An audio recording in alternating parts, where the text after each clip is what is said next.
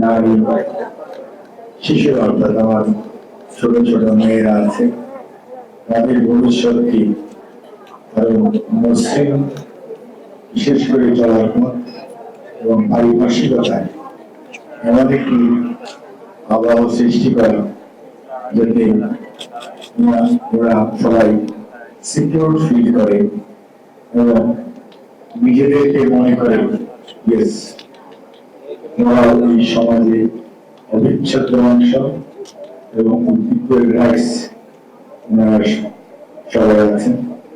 সেরকম একটি সমাজের দিকে বর্তমান সরকার, আমাদের প্রধানমন্ত্রী জনাব তারেক রহমানের নেতৃত্বে আমরা এগিয়ে যেতে চাই। আমার পূর্ববর্তী বক্তা বিশেষ করে বাংলাদেশকে ডেপুটি গভর্নর বলেছেন আমরা 18 মাসে 1 কোটি মানুষের কর্মসংস্থানের সুযোগ সৃষ্টি করতে চাই। এটি সরকারের একার পক্ষে কোনো অবস্থাতেই সম্ভব না। আর এটি আমরা কেন করতে চাই, সেটা হচ্ছে আপনাদের বইয়ের মধ্যে দেখলাম অনেকে অনেক এক্সপেরিয়েন্সের কথা লেখা আছে এবং সকালবেলা ইসলামীবেলা এখনো আমরা অনেক বন্ধের কথা বললাম। একদম তো আমার মায়ের বয়সী ওনার কথাও শুনলাম সহযোগিতা এবং আমরা গান্ধীর জটিলতা উদ্ধারের জন্য যে ধরনের সহযোগিতা প্রয়োজন, কারণ we came from the street and we know we came to go back to the street. So we are being aware of our present situation and future. তাহলে আমরা আপনাদের পাশে থাকতে চাই। যেহেতু পাশে থাকতে চাই, আমরা আপনাদের পরামর্শ চাই এবং কোনো অবস্থাতেই আবার কোনো কারণ নেই এবং ভালো উদ্যোগ অথবা যদি কোনো প্রস্তাবনা থাকে আমরাও যেমন আপনাদের কাছ থেকে শিখতে চাই, আপনাদেরকে আমরা আমাদের সরকারের, কারণ বাংলাদেশ ব্যাংকের একটি গভর্নর খুব সুন্দর বক্তব্য দিলেন, কিছু চাইতে গেলে দেখবেন ডিফারেন্ট একটা আপনার মিনিমাম এক্সিকিউটিভ ডাইরেক্টর আছে, ডাইরেক্টর খুব সুন্দর বাংলা বলেন, কিন্তু ওয়ান টিক্সের সময় চেক লিস্টের সময় 1 2 3 4 up to 35 চলে আসবে। ওইটা একটা করে ফিল আপ করতে হবে। এবং এই যে আইপিডিসি আমার ভাই বললেন খুব সুন্দর, কিন্তু পাওয়াটা এত সুন্দর নয়।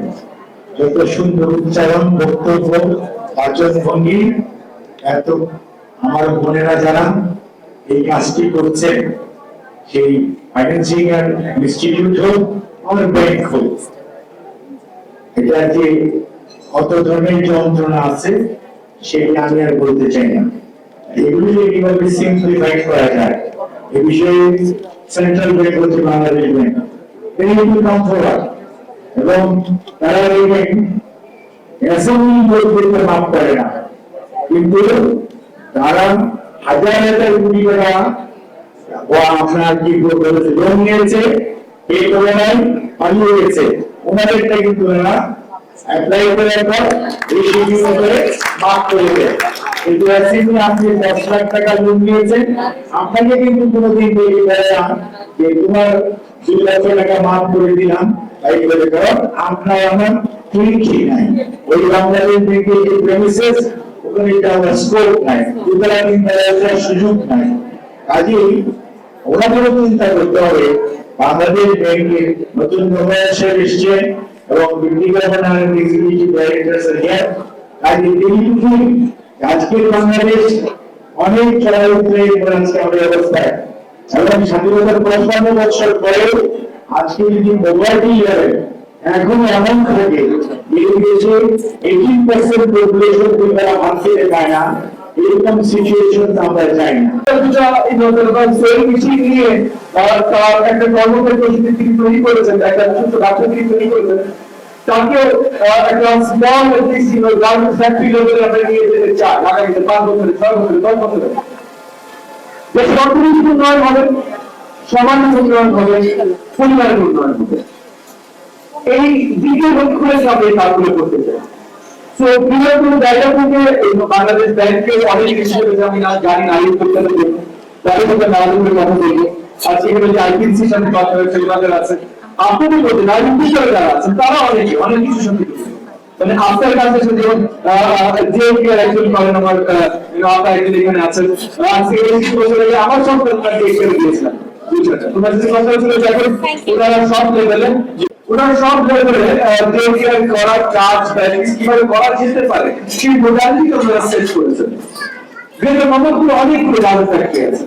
তো গার্মেন্টস ফ্যাক্টরি গুলোতে যতবার ভিজিট করতে যাই ততবার এই প্রবলেমটা সম্মুখীন হই, মানে ওয়ার্কারদের সাথে কথা বলার সময় যে তাদের এই প্রবলেমটা যে তাদের অনেক ছোট বাচ্চা আছে তারা ছেড়ে আসতে পারে না, কিন্তু তারাই আসলে মেন উপার্জনকারী পরিবার। কিন্তু কিছুদিন আবার এখানে আমরা মায়ের জাতি বলে সম্মান দিয়ে আবার মা শুধু বাচ্চাকে ধরে বাসায় আটকে রাখতে পারবো, এইটা হতে পারে। তো মার জাতি হিসেবে সম্মান, মার জাতি হিসেবে সম্মান যখন দেব তখন তাকে এটুকু বুঝতে হবে যে সন্তান যারা একসাথে মানুষ করতে পারে তার নিজের পরিবারের জন্য একসাথে করতে পারে। সেই জায়গা থেকে আমরা আগামী বাংলাদেশে সম্মান দেওয়া, তাদের প্রতি প্রপার সোশ্যাল জাস্টিস এনশিওর করা এবং আগামী প্রজন্ম অর্থাৎ আগামী